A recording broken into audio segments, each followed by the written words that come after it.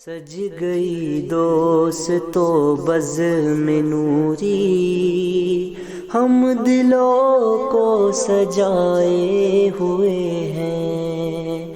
آج موسم آج موسم ہے کتنا سہانا، میرے سرکار آئے ہوئے ہیں۔ معزز سامعین، السلام علیکم ورحمۃ اللہ وبرکاتہ۔ الحمدللہ رب العالمین، والعاقبۃ للمتقین، والصلاة والسلام علی اشرف الانبیاء والمرسلین، وعلی آلہ واصحابہ واہل بیتہ اجمعین، اما بعد۔ قال اللہ تعالی فی القرآن المجید والفرقان الحمید، بسم اللہ الرحمن الرحیم، ولا تقولوا لمن يقتل في سبيل الله اموات بل احیاء ولكن لا تشعرون، ولنبلونكم بشيء من الخوف والجوع ونقص من الاموال والانفس والثمرات وبشر الصابرين۔ آمنت بالله صدق الله العظيم وصدق رسوله النبي الأمين المتين الكريم، ونحن على ذلك لمن الشاهدين والشاكرين، والحمد لله رب العالمين۔ قال الله تعالى في شان حبيبه المصطفى، إن الله وملائكته يصلون على النبي يا أيها الذين آمنوا صلوا عليه وسلموا تسليما۔ اللهم صل على سيدنا مولانا محمد معدن الجود والكرم وآله وبارك وسلم، صلاة وسلام عليك يا رسول اللہ صلی اللہ تعالی علیہ وسلم۔ نبی اور آل نبی پر ایک مرتبہ اور درود پاک پڑھ لیں۔ اللهم صل على سيدنا مولانا محمد معدن الجود والكرم وآله وبارك وسلم، صلاة وسلام عليك يا رسول اللہ صلی اللہ تعالی علیہ وسلم۔ مختصر حمد و صلات کے بعد قرآن مقدس کی بڑی مشہور آیات کریمہ تلاوت کرنے کا شرف حاصل کیا۔ آئیے مقدس آیت مبارکہ کی تلاوت کے بعد ہم اور آپ مل کر اللہ رب العزت کی بارگاہ میں دعا کریں کہ اللہ اپنے حبیب کے صدقے مجھے حق کہنے کی توفیق عطا فرمائے، اور ہم شرکائے بزم کو حق سن کر حق کو قبول کر کر اس پر عمل کرنے کی توفیق عطا فرمائے۔ ماشاءاللہ یہ بزم نوری کی مجلس بڑی ہی بارونق مجلس ہوتی ہے، اور اللہ تبارک و تعالیٰ کا فضل ہے کہ صرف ہمارے شہر چھندواڑہ میں نہیں بلکہ ضلع کے ہر ایک علاقے میں اسی طرز پر کسی نہ کسی دن اللہ اس کے رسول کے ذکر کے اہتمام کے لیے اس مجلس کا انعقاد کیا جاتا ہے۔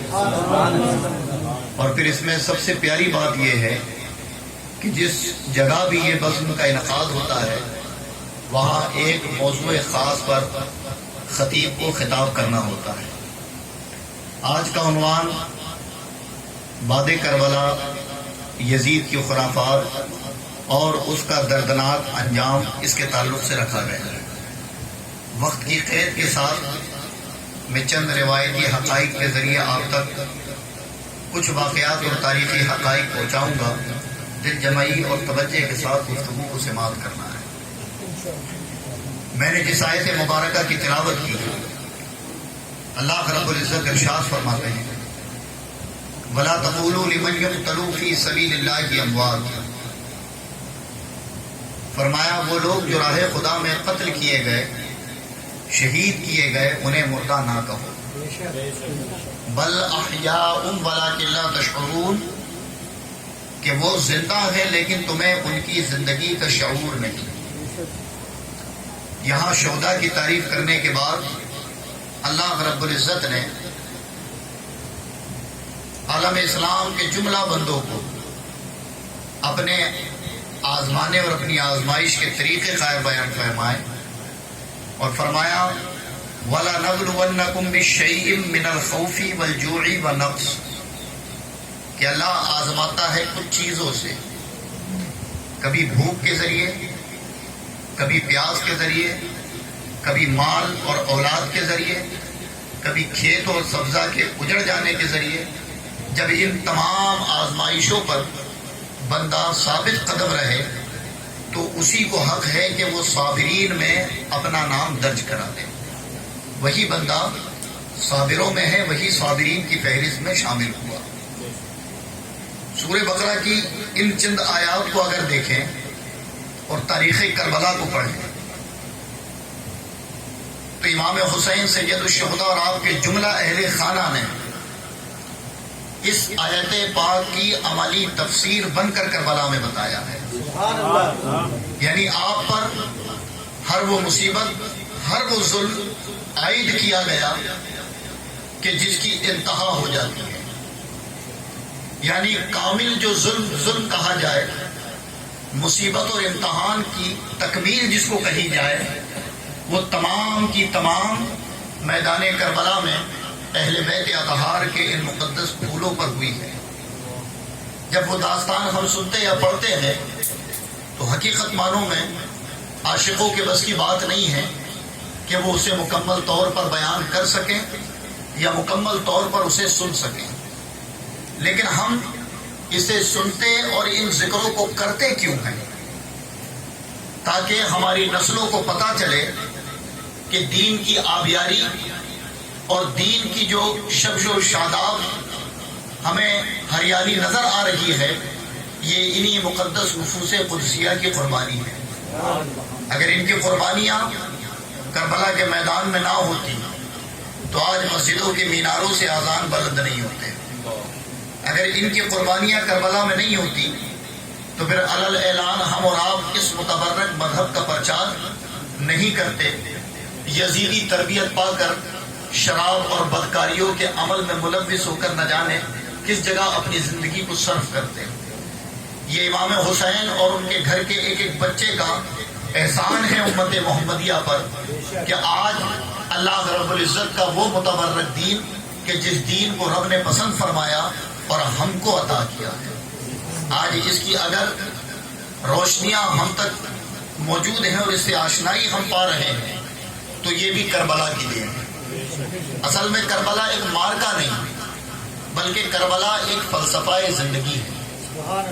محض اسے اگر مارکا سمجھا جائے تو مارکے کئی ہوئے ہیں، لیکن کربلا میں زندگی جینے کا ایک ایک ہنر شہدائے کربلا نے اپنے نانا کے امتیوں کو عطا کر دیا.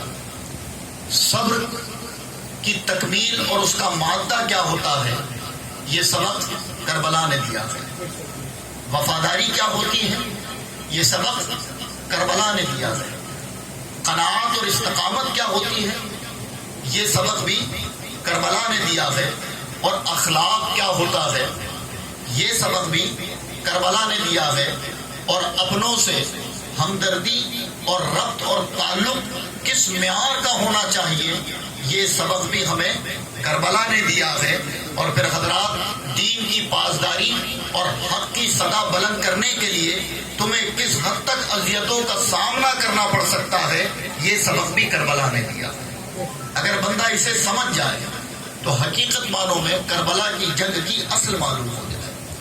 ورنہ آپ کبھی غور کریں کہ کیا یزیدیوں کی اوقات تھی کہ وہ امام حسین اور اہل بیت اطہار کو میدان کربلا میں بھوکا پیاسا رکھ کر شہید کر سکتے؟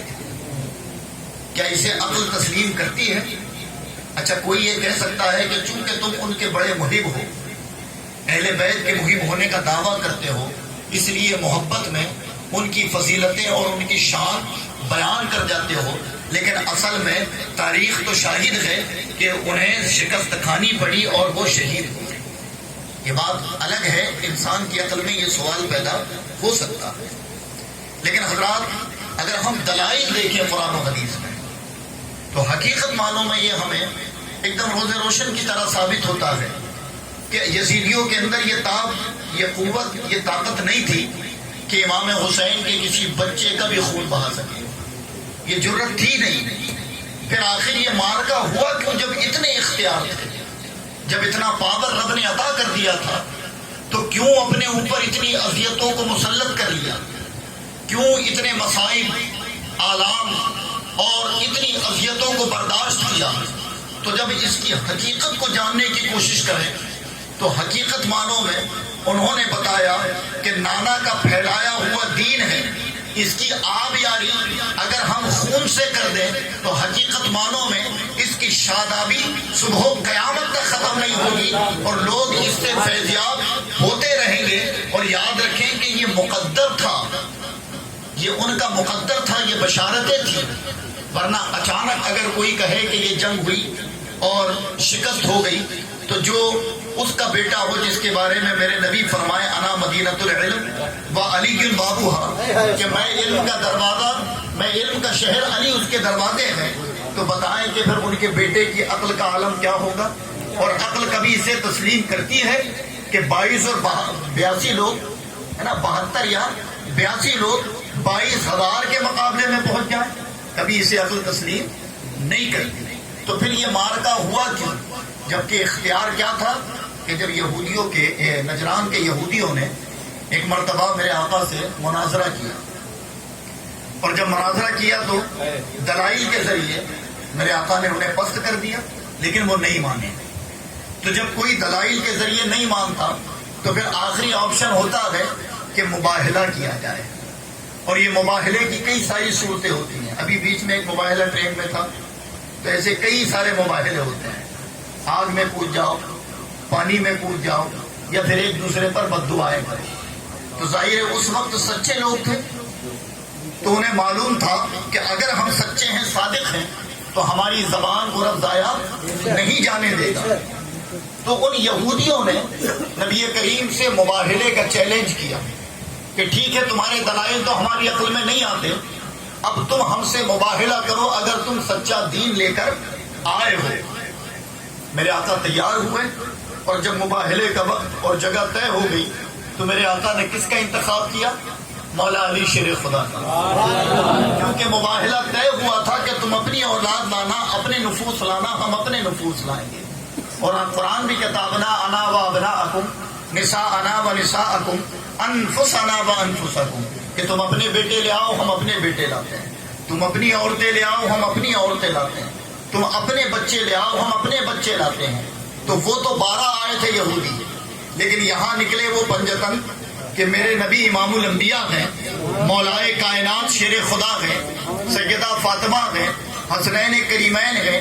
اور جب اس مباہلے کے میدان کے قریب آپ پہنچے تو یہودی پہلے سے کھڑے تھے، ان کی نظریں پڑی کہ وہ مقدس نفوس آ رہی ہے، تو ان میں جو عالم تھا وہ ان کے چہروں کو دیکھتا ہے اور اپنے لوگوں سے مخاطب ہوتا ہے اور کہتا ہے میرے ساتھیوں مان جاؤ، چونکہ میں عالم ہوں، آسمانی کتابوں کا علم رکھتا ہوں، اور میری بصیرت اور میرا علم مجھے یہ کہہ رہا ہے کہ جن کی پیشانی کی چمک کا حال یہ ہے، جب ان کے لب کھلیں گے تو کیا ہوگا؟ مان جاؤ کہ اگر ان کے لب کھل گئے تو ہماری نسلیں روئے زمین سے ختم ہو جائیں گی، ان سے مباہلہ نہ کرو، واپس لوٹ چلو۔ تو حضرات یہ اختیار آپ کو تھا کہ لب کھلیں تو نسلیں تباہ ہو جائیں، اور اقرار کون کر رہا ہے؟ جو خود اہل کتاب یہودی ہیں، وہ اقرار کرتے ہیں کہ ان کے لب کھلے ہم تباہ ہو جائیں گے۔ تو اتنا اختیار ہونے کے باوجود بھی آپ میدان کربلا میں گئے اور مظالموں کو برداشت کیا، تکالیف کو برداشت کیا۔ یہ کیوں ہوا؟ تو محض حقیقت معنوں میں رہتی دنیا تک یہ پیغام دینا تھا کہ وَلَنَبْلُوَنَّكُمْ بِالشَّيْءٍ کی تفسیر اگر دیکھنی ہو تو تفاسیر اٹھا کر پڑھنے کی ضرورت نہیں، ہماری تاریخ کو دیکھ لینا، سورہ بقرہ کی ان آیاتوں کی اصل تمہارے ذہن میں منتقل ہو جائے گی کہ اللہ کس کس طریقے سے بندوں سے امتحان لے سکتا ہے۔ لیکن حضرات لا یکلف اللہ نفسا الا وسعها، اللہ کسی جان پر اس کی طاقت سے زیادہ بوجھ نہیں ڈالتا۔ اللہ نے وہ جانیں بنائی ہی ایسی تھی کہ ان سے اتنا بڑا امتحان رب نے لیا۔ اب ہم اگر اہل بیت کے محب ہیں تو ہمارے لیے امتحان صرف یہ ہے کہ جو تعلیمات انہوں نے پوری زندگی دی ہے ہم اس پر عمل کر لیں، یہی ہمارے لیے سب سے بڑا امتحان ہے۔ پھر حضرات اختیار کی بات کریں، یہ واضح اس لیے کرنا ہے کہ میں اپنے ٹاپک کو بیان کروں گا۔ عام طور پر جب بھی امام حسین یا شہدائے کربلا کی تاریخیں بیان کی جاتی ہیں تو مظلوم اور مجبور دونوں بیان کیا جاتا ہے۔ آپ نے دیکھا ہوگا عام طور پر کہ مظلوم تو ہے، ساتھ میں مجبور بھی بیان کر دیا جاتا ہے، اور یہ اہل سنت میں نہیں ہے الحمدللہ، لیکن بعض اہل سنت کا لبادہ اوڑھ کر اپنے آپ کو محب اہل بیت کہتے ہیں، لیکن حقیقت معنوں میں دیکھا جائے تو سب سے زیادہ اہل بیت کی تعلیم کو پس پشت ڈالا ہی انہوں نے۔ کبھی ماتم کے نام پر محبت اہل بیت، کبھی کسی اور طریقے سے محبت اہل بیت، یا محبت اہل بیت میں اتنے وہ اپنے آپ کو غرق سمجھتے ہیں کہ وہ سوچتے ہیں کہ ہمارے علاوہ کسی اور نے محبت اہل بیت اپنے دل میں نہیں بسائی۔ لیکن حقیقت معنوں میں اہل بیت کو جب بیان کیا جائے تو آنے والی نسلوں کو اور خود اہل بیت اور شہدائے کربلا کے ماننے والوں کو یہ معلوم ہونا چاہیے کہ ہم جن کا ذکر سن رہے ہیں یہ مظلوم تو تھے لیکن مجبور نہیں تھے، یہ مظلوم تھے، ان پر ظلم ہوا لیکن یہ مجبور نہیں تھے، اس لیے کہ جو مجبور کہا کس کو جاتا ہے؟ جس کے پاس کوئی اختیار نہ ہو۔ اور اگر اہل بیت کا بالخصوص جو کربلا کے میدان گئے تھے، اگر ان کا اختیار دیکھنا ہے تو حضرت عباس علمبردار کو دیکھو، 1000 کا لشکر نہر فرات پر تھا، اتنی بڑی عقل کے مالک کیا یہ کرتے کہ 1000 کے لشکر میں تنہا جائیں گے؟ لیکن چونکہ انہیں بتانا تھا کہ اے لوگوں، جب بھی تم صبح قیامت تک ہماری تاریخیں پڑھنا، ہمیں مظلوم بتانا، اس لیے کہ مظلومیت ہم نے خود قبول کی تھی لیکن ہمیں مجبور نہ بتانا، اس لیے کہ پانی ہم پر بند نہیں کیا گیا تھا بلکہ ہم نے پانی کو ترک کر دیا تھا۔ اور اگر کوئی یہ کہہ لے کہ پانی بند کیا گیا، وہ 1000 کی فوج کا دستہ تعینات کر کر، تو عباس علمبردار نے اسے بھی ثابت کر دیا کہ سنو، ہم نے اگر چاہا تو تنہا تنہے اس نہر فرات پر قبضہ بھی کیا، وہاں سے پانی بھی بھرا اور پھر چلوں میں پانی کو لے کر اسے واپس نہر میں ڈال کر پوری دنیا کو بتا دیا کہ پانی کی اوقات نہیں کہ وہ ہمارے لبوں سے دور رہ سکے، ہم نے نہیں چاہا کہ اسے اپنے لبوں سے لگائے۔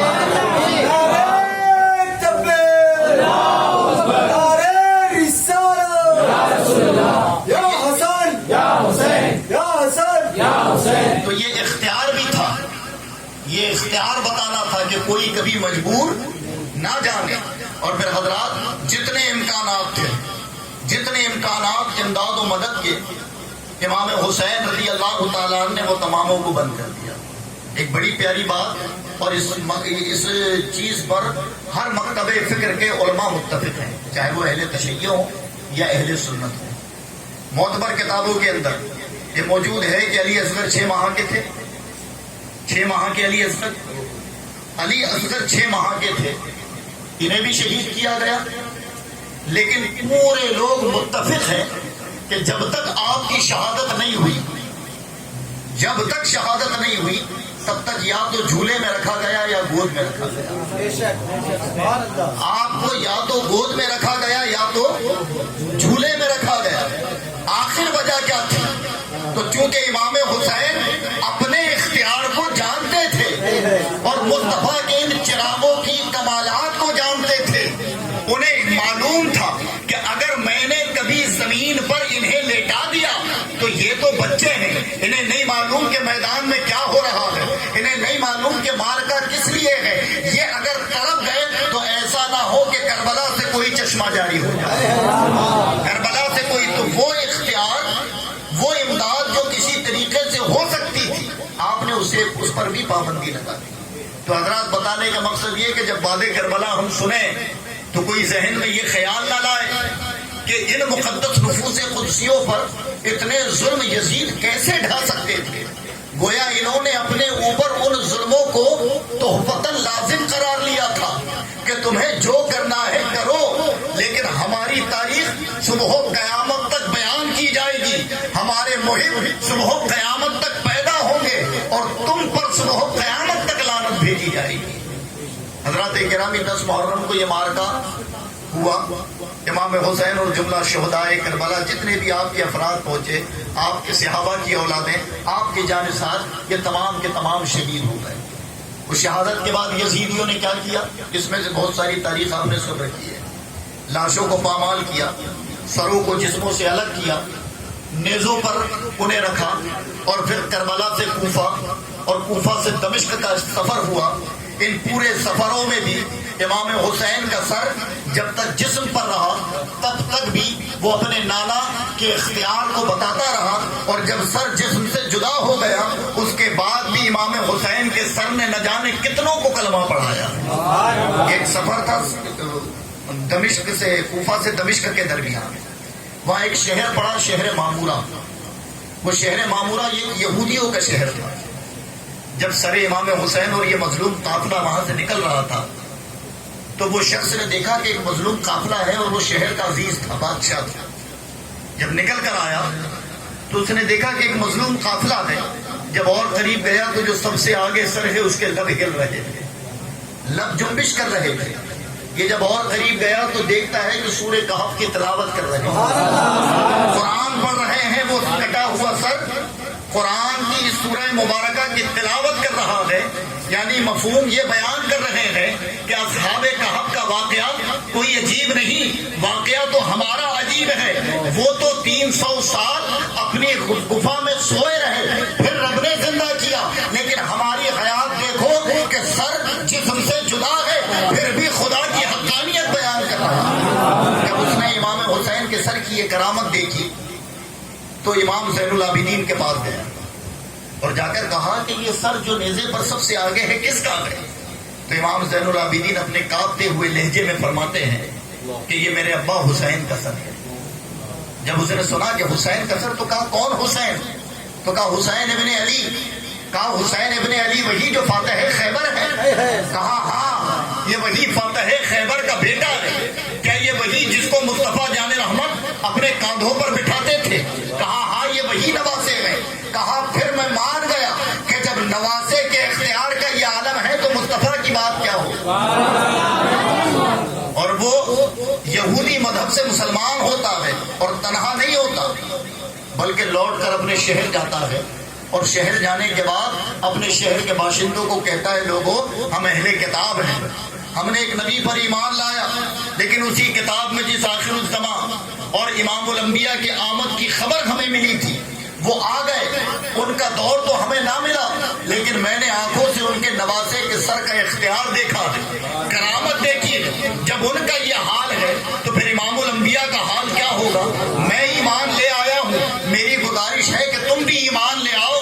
تو حضرات پورے کا پورا شہر مامورہ امام حسین کے سلام پورا شہر. اور پھر یہاں بھی سنا اختیار, یہاں بھی اپنے اختیار کو بتایا, مظلومیت کو برقرار رکھا.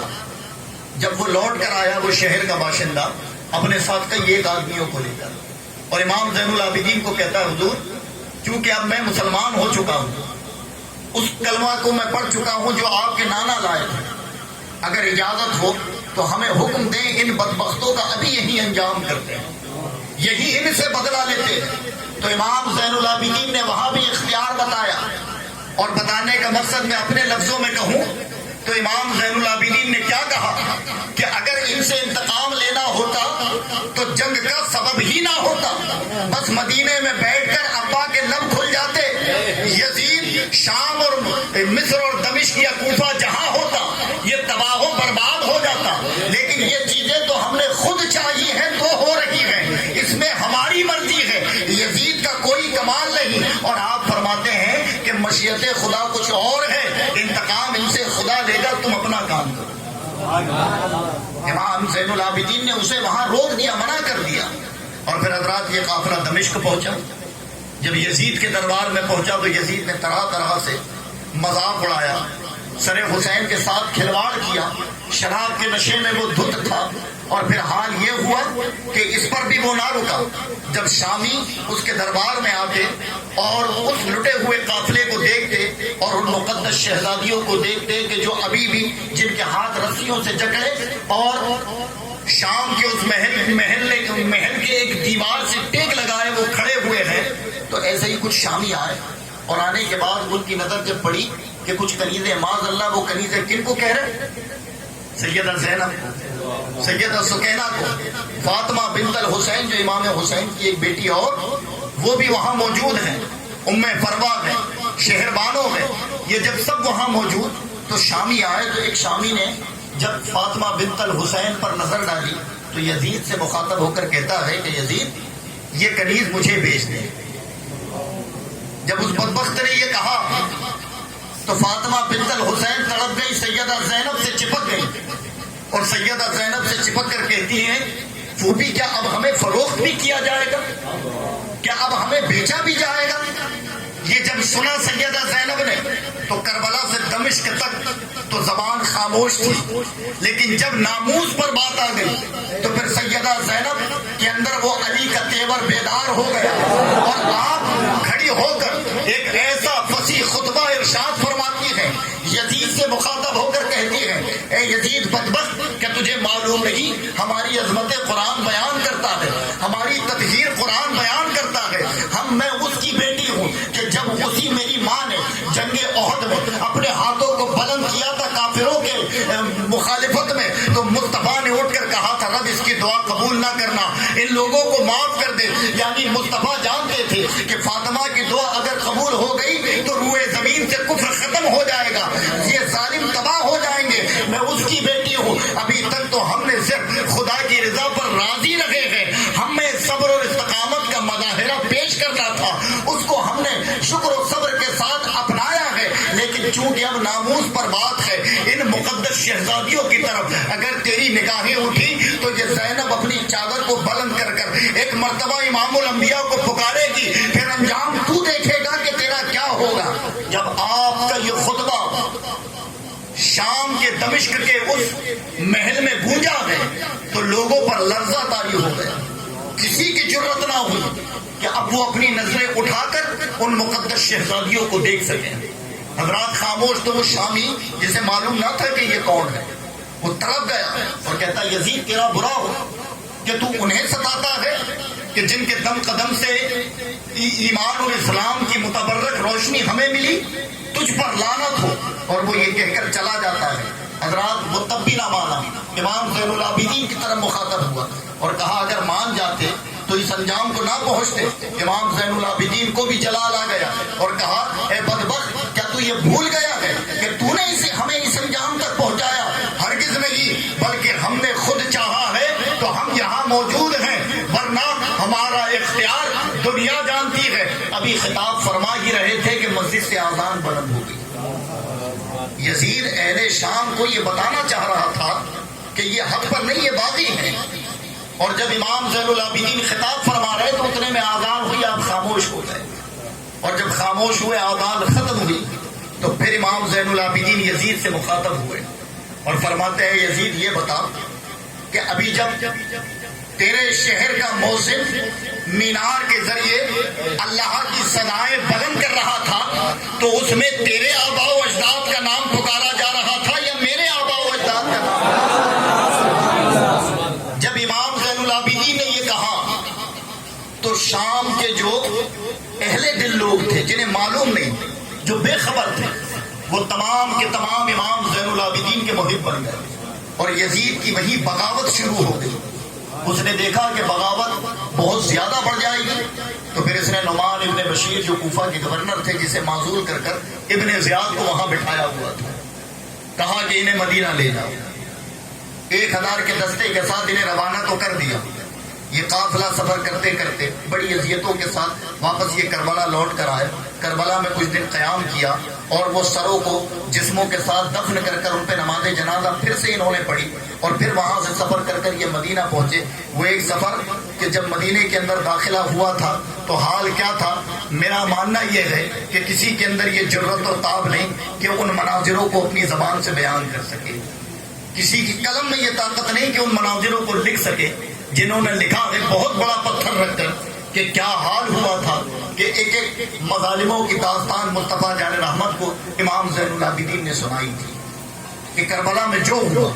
حضرات جب یہ مدینے پہنچ گئے تو بات یہی ختم نہیں ہوئی، یزید کی بغاوت اہل اسلام کے ہر ایک ممالک سے شروع ہو گئی، اور اسے معلوم ہو گیا کہ اب لوگ جلدی میرا ساتھ دینے پر آمادہ نہیں ہوں گے، تو اس نے اپنے لوگوں کو تیار کیا، اور وہ تیاری یہ کی کہ اب تمہیں راضی کرنا ہوگا اہل مدینہ اور اہل مکہ کو، کہ وہ مان جائے کہ میں ہی ان کا امیر ہوں، جبکہ جسے منانا تھا اسے تو میں نے شہید کر دیا، لیکن اب اور جو بغاوتیں بڑھ رہی ہیں انہیں خاموش کرنے کے لیے اہل مدینہ اور اہل مکہ کا ماننا بڑا ضروری ہے۔ تو گویا اس نے 12,000 میں مسلط ایک فوج تقریباً مدینے کی طرف روانہ کی۔ عقبہ نامی ایک شخص جس کو اس کا سپہ سالار بنایا گیا، اور جب یہ مدینے آئے تو مدینے آنے کے بعد انہوں نے دیکھا کہ وہاں کا بچہ ان کا مخالف ہے اور ان پر لعنتیں بھیج رہا ہے۔ انہوں نے پہلے اعلان کے ذریعے، خطاب کے ذریعے وہاں کے لوگوں کو ڈرانے اور دھمکانے کی کوششیں کی۔ جب وہاں کا بچہ بھی نہ مانا تو ان بدبختوں نے حال کیا کیا کہ وہاں پھر قتل و غارت گری کا بازار گرم کیا، اور پھر اس کا حال یہ ہوا کہ وہاں کی عورتوں کو 3 دنوں تک اپنے اوپر حلال قرار دیا۔ کئی 100 صحابہ کو انہوں نے شہید کر دیا، لوگوں کے گھروں میں آگ لگائی، اور اتنے ظلم کے باوجود بھی جب دیکھا کہ بچہ بھی اب ہماری بیعت کے لیے تیار نہیں ہے، تو پھر ان بدبختوں نے 3 دنوں تک مسجد نبوی میں اپنے اونٹ اور گھوڑے باندھے اور وہاں وہ نیند اور پیشاب کرتے رہے۔ 3 دنوں تک مسجد نبوی میں نہ آذان ہوئی، نہ کسی نے نماز پڑھی، یعنی ظلم کی جتنی انتہا تھی شہر مدینہ میں انہوں نے ڈھا دی، اور یہ اپنے آپ کو اس وقت بھی مسلمان کہہ رہے تھے۔ حضرات محترم، لیکن اہل مدینہ پر قربان جائے، میرے آقا بخاری میں فرماتے ہیں کہ جو اہل مدینہ کو اذیت پہنچائے گا، اہل مدینہ کے ساتھ حسد اور بغض رکھے گا، اس کا ٹھکانہ جہنم ہے۔ اب یہ حدیث ان اہل مدینہ کے لیے جو مصطفیٰ کے محب تھے۔ ہاں، یہ حدیث کا استعمال ہر جگہ بھی اس کا اطلاق نہیں ہوگا، اسے بھی یاد رکھیں۔ یہ حدیث میرے آقا نے محب اور عاشقوں کے لیے کہا تھا کہ جو میری تعلیم سے اب بھی آراستہ ہے، ان کو اگر کوئی مدینے میں رہ کر اذیت پہنچائے تو اس کا دردناک انجام ہے۔ ان ظالموں نے بڑی بدبختی مدینے میں پھیلائی، اور وہاں کئی 100 عورتیں ان کی بدچلنیاں اور بدبختی کی وجہ سے حاملہ ہوئی تھی۔ کئی صحابہ شہید ہوئے۔ یہ مدینے سے چلے اب مکہ کی طرف، تو حضرات وہی ایک عورت تھی مدینے کی، مصطفیٰ جان رحمت سے بڑی محبت، اہل بیت کی بڑی محب تھی۔ جب اس کے بیٹے کو عقبہ نے پکڑا اور یزیدیوں کو حکم دیا کہ اسے قتل کر دو، تو وہ بوڑھی عورت گئی اور جا کر کہتی ہے میرا ایک بیٹا ہے، اسے بخش دو ظالموں، اس کے علاوہ پھر میرا کوئی سہارا نہیں۔ تو وہ بدبخت سپہ سالار کہتا ہے کہ بوڑھی عورت، کیا اتنا کافی نہیں کہ ہم تیری جان کو بخش رہے ہیں؟ اور اسی کے سامنے اس کے بچے کے سر کو اس کے جسم سے جدا کر دیا۔ اس نے عہد کیا تھا کہ اے اللہ، اگر تو مجھے قدرت دے تو اس نے میرے بچے کو قتل کیا کہ میں اسے زندہ جلاؤں گا۔ اور وہی مدینے کی فضاؤں میں دعا کر لی، یہ مدینے سے چلے مکہ کی طرف۔ اور جب یہ مکہ پہنچے تو مکہ میں اس وقت عبداللہ ابن زبیر رضی اللہ تعالیٰ موجود تھے، اور چونکہ اہل مکہ بڑے مستعد ہو چکے تھے، آپس میں ان کی یونٹی مضبوط ہو چکی تھی، اور انہوں نے اپنا قائد اور اپنا لیڈر حضرت عبداللہ ابن زبیر کو مان لیا تھا۔ ایک فوج تیار کر رکھی تھی۔ انہیں جب خبر ملی کہ یزیدی فوج اب مکہ پہ حملہ کرنے والی ہے، تو پھر انہوں نے بھی اپنی فوج کو تیار رکھا، اور کئی ایک دن لڑائی ہوئی اور بڑی گھماسان کی جنگ ہوئی، لیکن وہ جنگ کا کوئی رزلٹ نہیں نکلا۔ بڑی توڑ پھوڑ مکہ میں ہوئی، لیکن پھر ان بدبختوں نے ایک تدبیر لگائی کہ ایک پہاڑ پر وہ پتھر پھینکنے والی مشین لگا کر اس کے ذریعے پتھر مارے گئے۔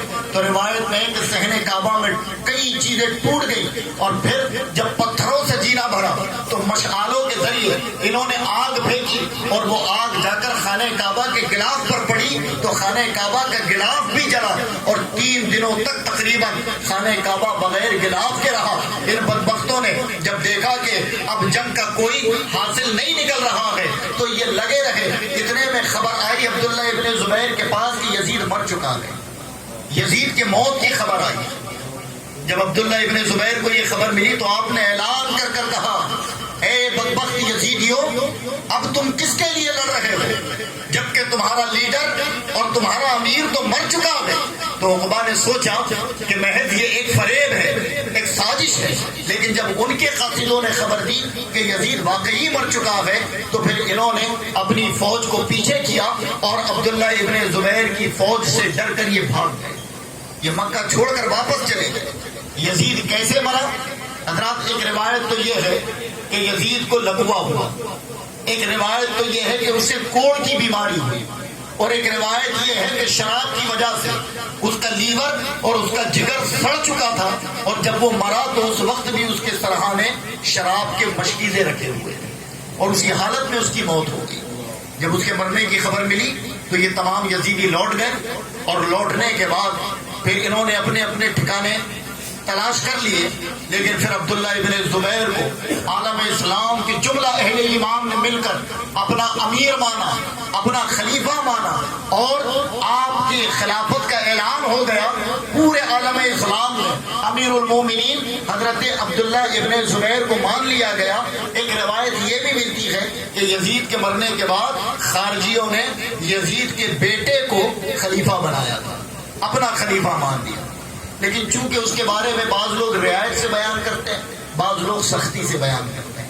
بہرحال وہ ایک علمی موضوع ہے، اس طرف ہم نے جانا بھی نہیں کہ اس نے 4 مہینے کچھ دن خلافت کی ذمہ داری کو سنبھالی، اور وہ چونکہ بیمار رہتا تھا تو وہ بھی مر گیا۔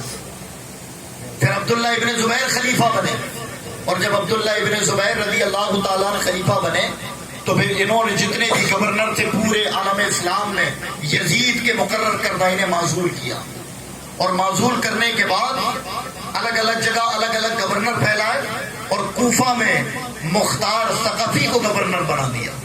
جب مختار ثقفی کوفہ کا گورنر بنا تو اس نے عہد کیا تھا کہ قاتل حسین اور قاتل اہل بیت سے چن چن کر بدلا دوں گا، اور پھر حضرات جب یہ انتقام لینا اس نے شروع کیا تو حال کیا ہوا کہ جو مر چکے تھے ان کی قبروں میں آگ لگوائی، اور جو زندہ تھے کسی کے پیچھے کتے چھوڑے، اور پھر ریگستان میں انہیں برہنہ چھوڑ کر وحشی کتوں کو ان کے پیچھے چھوڑ دیا، وہ ان کے گوشت کو کھاتے اور تڑپا تڑپا کر انہیں مارتے۔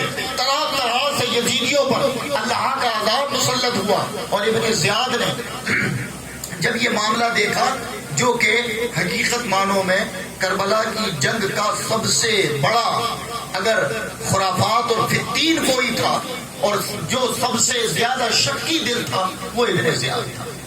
یزید کے بعد ابن زیاد کو جب خبر ملی کہ مختار اب انتقام لے رہا تو اس نے پہلے تو کئی دن اپنے چھپنے چھپانے کے تلاش کیے، لیکن یہ چھپ نہ سکا، اور مختار ثقفی نے بڑی دردناک طریقے سے اس کو سزا دی اور اس کا سر کٹوایا، اور اپنے سپاہیوں کو حکم دیا کہ باقیوں کو تو تم نے جلایا یا دفنایا ہے، لیکن جب اس بدبخت کا تم سر کاٹ لو تو اسے سر کو میرے پاس لانا۔ اور جب سر اسی دارالعمارت کہ جہاں ایک وقت ابن زیاد بیٹھ کر امام حسین کے لبہائے مبارک پر چھڑی مار رہا تھا، وہی مختار ثقفی بیٹھے ہیں، اور مختار ثقفی نے بھی اس کے سر کو بالوں سے پکڑا اور اسی جگہ پر رکھا جہاں اس نے امام حسین کے سر کو رکھا، اور کہا اے لوگوں دیکھو یہ نواسہ رسول کے قاتل کا انجام ہے کہ خدا نے دنیا پر ایک عارضی عذاب اس پر مسلط کر دیا ہے کہ جہاں اسی تخت پر بیٹھ کر یہ غرور و تکبر سے مسکراتا تھا، اللہ نے آج اسے ذلیل کیا، اور وہی اس کا کٹا ہوا سر رکھا ہے جہاں ایک وقت امام حسین کا سر موجود تھا۔ اور پھر اس کے سر سے مخاطب ہو کر کہی ایک باتیں، اور پھر مختار ثقفی نے کہا اس بدبخت کے سر کو لے جاؤ، میری نظروں سے دور کر دو۔ حضرات گرامی یہ طرح طرح کے ان پر عذاب مسلط دنیا میں جو کہ ایک عارضی عذاب تھے، وہ عارضی عذاب مسلط کر دیے گئے۔ اسی میں ایک شخص وہاں سے بھاگا مکہ پہنچ گیا، اور مکہ جب پہنچا تو وہ اپنے چہرے کو ہمیشہ ڈھانپتا اور رب کی بارگاہ میں خانہ کعبہ میں جا کر طواف پہ طواف کرتا، اور میزاب رحمت کے پاس بیٹھ کر خوب رو رو کر دعا کرتا، اللہ مجھے بخش دے، اللہ مجھے بخش دے، میرے گناہ میری خطاؤں کو معاف کر دے۔ وہ روتا جاتا، اور اس کے رونے کا طریقہ یہ ہوتا کہ جتنے اہل حرم ہوتے وہ تمام کے تمام اس کی طرف متوجہ ہو جاتے، لیکن چہرے پر نقاب ہوتا اس کی، وہ نقاب نہیں ہٹاتا۔ تو کچھ اہل علم حضرات اس کے پاس آئے اور کہا کہ کیا وجہ ہے کہ کئی ایک دنوں سے تم بڑے تڑپتے ہو اور کعبے کو تم نے چھوڑا نہیں، معافی مانگتے ہو، آخر کیا وجہ ہے؟ تو وہ کہتا لوگوں میں تمہیں کہانی بتاتا ہوں کہ میں کتنے بڑے جرم کا مرتکب ہوں، مجھے بھی معلوم ہے کہ مجھے نجات نہیں ملے گی، لیکن چونکہ رب کریم ہے اس لیے چلا آیا ہے۔ اور وہ رو رو کر دعا کر رہا ہے۔ کہا یہ چہرے پر نقاب کیوں ڈالے ہوتے؟ تو کہا ایک داستان ہے۔ کہا داستان کیا ہے؟ تو وہ بیان کرتا ہے کہ میں اس فوج میں شامل تھا کہ جس فوج نے امام حسین کو شہید کیا، میں یزیدیوں میں تھا، اور جب قتل کر کر ان کے سروں کو ادھر سے ادھر لے جایا گیا تو میں سر کا نگہبان تھا۔ ایک رات میں نے دیکھا کہ میرے ساتھی اس سر کی نگہبانی کرتے وقت شراب کے نشے میں دھت ہو کر سو گئے، اور میں جاگ رہا تھا۔ میں نے دیکھا کہ وہ سر پر ایک نورانی خیمہ تعینات ہو گیا۔ پھر ایک کے بعد دیگر مقدس شخصیات اللہ والے وہاں آئے اور اس سر کا بوسہ لیتے اور اس سر کو فخریہ طور پر کہتے کہ تم نے ہمارے پھیلائے ہوئے دین کی لاج رکھی ہے، یہ جملہ کہتے اور واپس لوٹ جاتے۔ آخر میں امام الانبیاء کی تشریف آوری ہوئی فرشتوں کے جھرمٹ کے ساتھ، اور پھر انہوں نے بھی آیا، سر کا اہتمام اور استقبال کیا، اور جب وہ لوٹنے لگے تو پھر ایک فرشتہ میری طرف گھور کر دیکھا اور کہا یا رسول اللہ، یہ بدبخت ہے جس نے سر حسین کو کے ساتھ یہ حال کیا ہے۔ میرے آقا سے وہ تڑپ کر ہوش میں تھا، کہنے لگا میں نہیں، میں تو ملازم ہوں، یہ بدبخت کام ابن زیاد اور یزید کا ہے۔ تو فرشتہ چونکہ محبت حسین میں ایک تھپڑ اس کے چہرے پر مار دیا، اور چہرے پر تھپڑ مارنے کے بعد میرے آقا اس وقت بھی کہتے ہیں کہ اسے بخش دو، اسے معاف کر دو، اسے معاف کر دو۔ جب یہ میرے آقا نے کہا یہ جملہ تو وہ فرشتہ لوٹ آیا۔ حضرات وہ شخص بیان کرتا ہے کہ وہ فرشتے کے تماچے عزت کا حال یہ ہے کہ اس دن سے میری شکل بگڑتی گئی، اور پھر شکل ایسی ہوئی کہ جب اس نے اہل حرم کے سامنے اپنا چہرہ کھولا تو سور کی مانند اس کا منہ ہو چکا تھا، سور کی طرح اس کا چہرہ ہو چکا تھا۔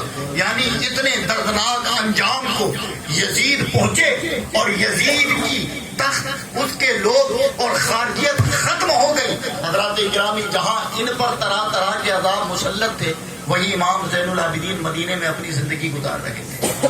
دنیا سے بے رغبتی تھی آپ کو، پوری زندگی آپ کبھی مسکرائے نہیں، رو رو کر آنکھوں کے پاس نشان بنے ہوئے تھے۔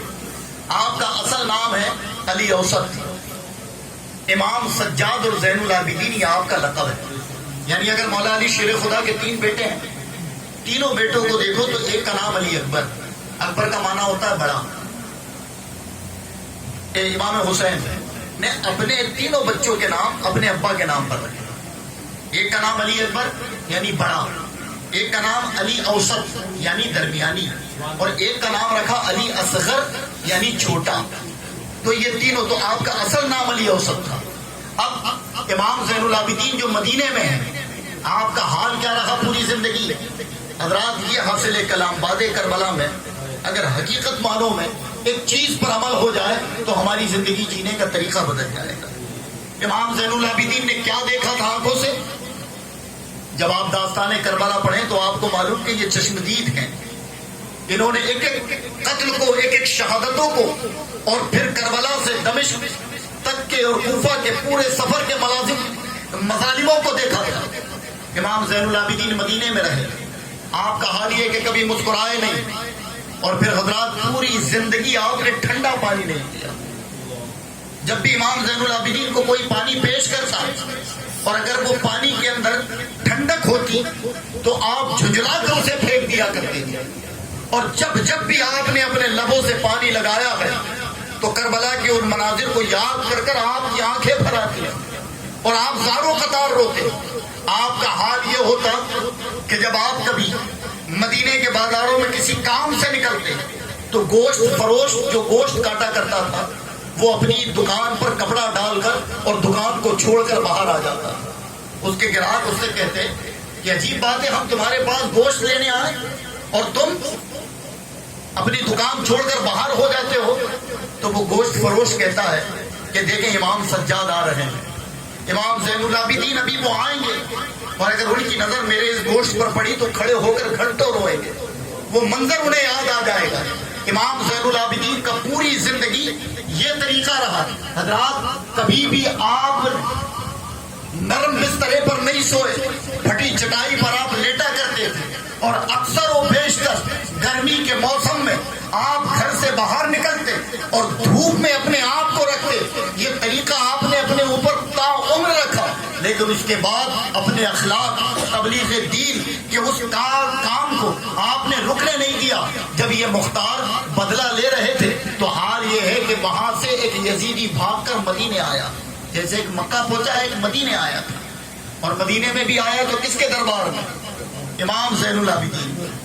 جب امام زین العابدین کے دربار میں آیا تو امام زین العابدین فرماتے ہیں اپنے خادموں سے کہ اس کے کھانے پینے اور رہنے کا انتظام کرو۔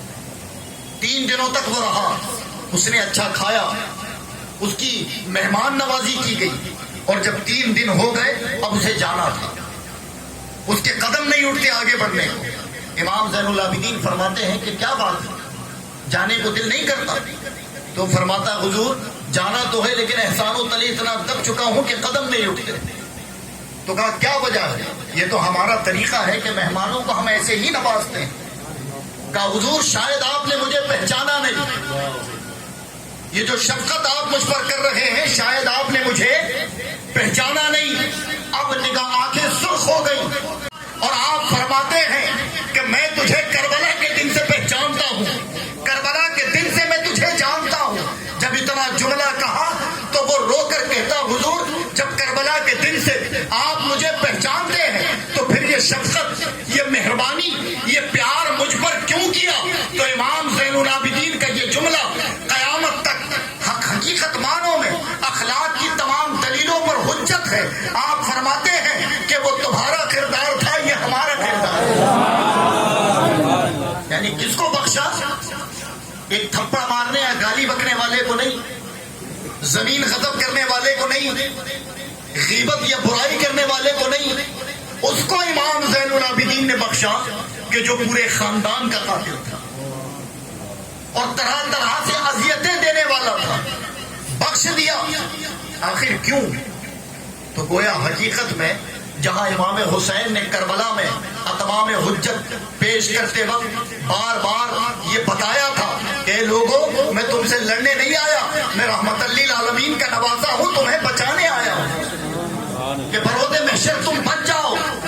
وہی طریقے کو امام زین العابدین تا عمر بجا لاتے رہے اور ایک ایسے ظالم کو بخش کر پوری دنیا کو بتا دیا کہ عطا ہماری سخاوت ہے، سخا ہماری سخاوت ہے، اور یہ بھی بتا دیا کہ میں رحمت للعالمین کا نواسا ہوں۔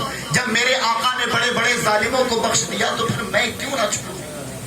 اور پھر پوری دنیا کو یہ تعلیم بھی دے دی کہ اگر ہمارے ماننے والے ہو، ہم سے محبت کرنے والے ہو، تو پھر یاد رکھو تم نے تو اپنے بڑے بھائی سے رشتہ توڑ رکھا، تم نے تو اپنے پڑوسیوں سے اپنا رشتہ توڑ رکھا۔